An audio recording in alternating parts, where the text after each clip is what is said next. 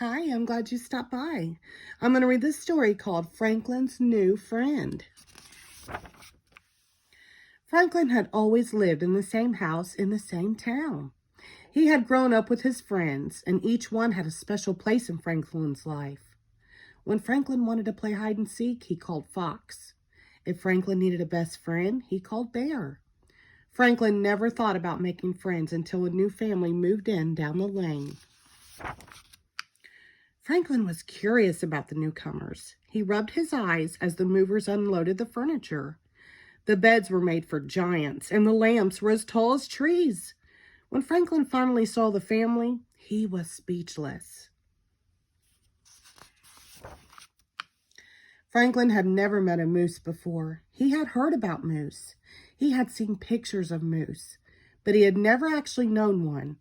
They were huge. Even the smallest moose was big. Franklin was so scared that he raced home. A moose family moved in. That's nice, said Franklin's mother. Maybe you'll make a new friend. Franklin shook his head. I don't think so. I expect you to be nice when you meet someone new, warned his mother. Franklin scowled. The next morning, there was a moose in Franklin's classroom.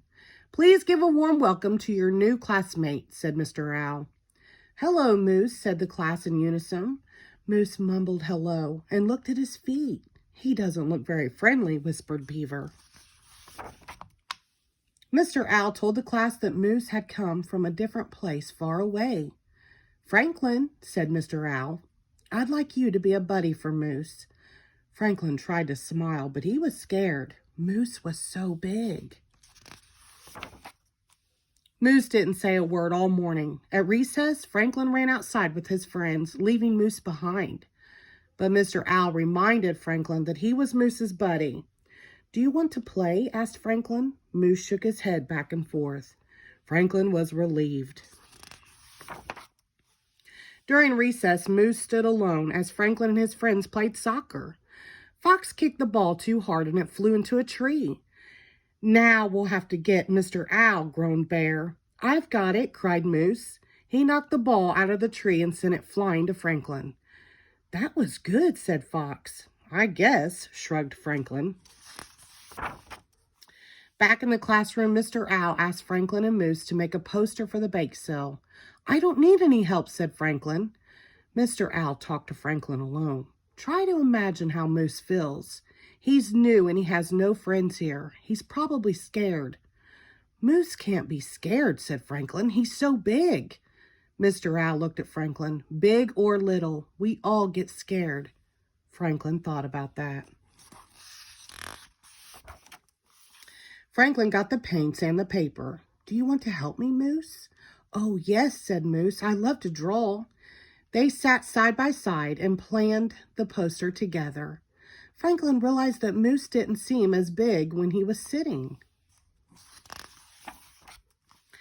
After much work, the poster was perfect. They both thought so. At library time, Franklin taught Moose how to borrow books. Moose showed Franklin how to cut a perfect circle. They both liked to build structures. Franklin and Moose had a lot in common. At lunch, Franklin made sure that Bear and his friends got to know his new buddy. They liked Moose. Besides, he was a very good soccer player. When Franklin got home from school, he was happy. Guess what? He told his mother. I have a new friend. So you met Moose? Asked his mother. What's he like? Moose is big, said Franklin. But he's not mean or scary. Good, said his mother. Would you like to take some of these cookies to him? Franklin went to Moose's house. They ate all the cookies together. I'm glad you were my buddy, said Moose. I was worried that nobody would play with me. Really? Said Franklin. He could barely remember being afraid of Moose. From then on, Franklin and Moose played together all the time. Now Franklin's new friend was a special friend. The end. Thank you.